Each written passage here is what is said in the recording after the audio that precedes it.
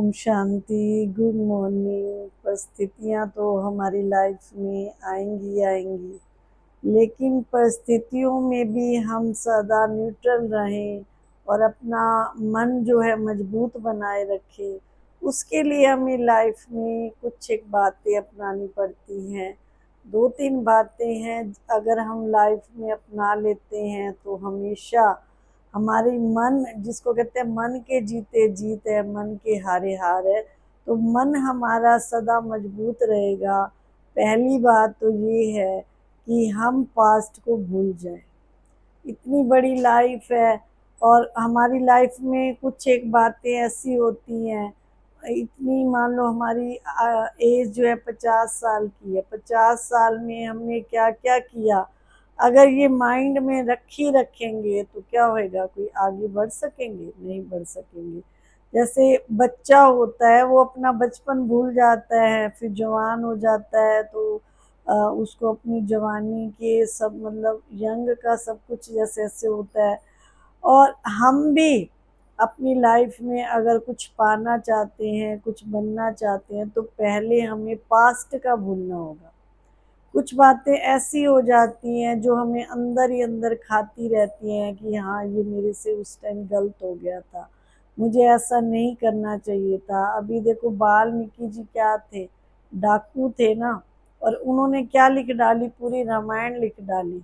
और अगर वो अपनी पुरानी हिस्ट्री को याद रखते कि मैंने ये किया, मैंने वो किया, तो इतनी बड़ी रामायण जो ग्रंथ हमारे भारत का इतना बड़ा है, वो बिल्कुल ना लिख पाते।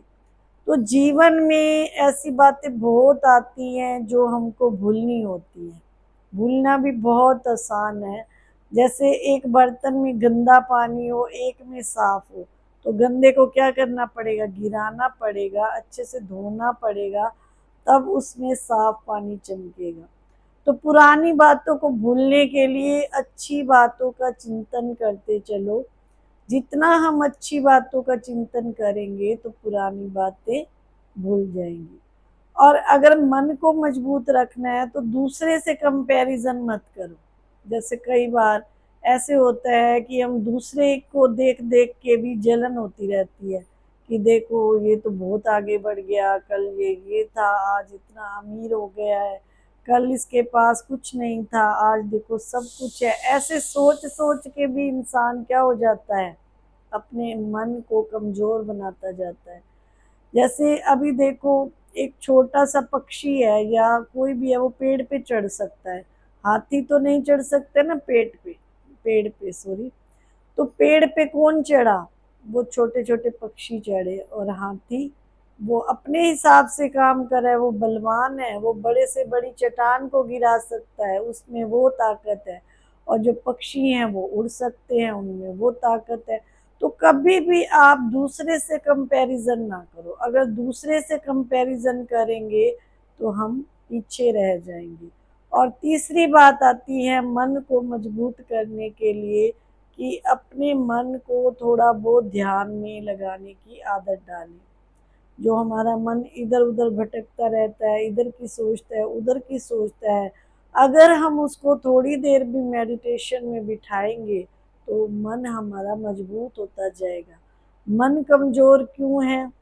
क्योंकि सारा दिन की दिनचर्या ऐसी है, जो हम कभी किसकी बात कर रहे हैं, कभी किसकी कर रहे हैं।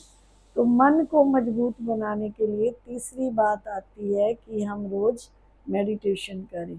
अच्छी बातों के लिए किसी से पूछा जाए कि आपने आज क्या सुना, तो यही कहेंगे मैं तो भूल ही गया क्या सुना था।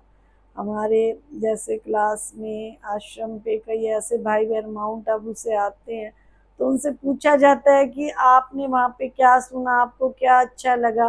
कहते हैं हम तो बहन जी भूल गए, बस ये है हमें वहाँ का वातावरण, स्वच्छता बहुत अच्छी लगी, लेकिन क्या सुनाया वहाँ वो सब कुछ भूल गया। क्यों? क्योंकि बुद्धि में अभी तक दुनियादारी का जो सामान है वो बुद्धि में इकट्ठा कर रखा है। जितना हम ज्ञान का खजाना अपने अंदर इकट्ठा करते जाते हैं तो पुराना हमें सब कुछ भूलता जाता है। तो ये 3 बातें अगर जीवन में अपना लेते हैं तो हमारा मन मजबूत होता जाएगा। पहला, बीती बातों को चिंतन नहीं करना है। और दूसरा, दूसरों से कंपैरिजन मत कीजिए। और तीसरा, ध्यान का धीरे धीरे अभ्यास कीजिए। तो इन 3 बातों को अपनाने से हमारा मन मजबूत होता जाएगा। ओम शांति।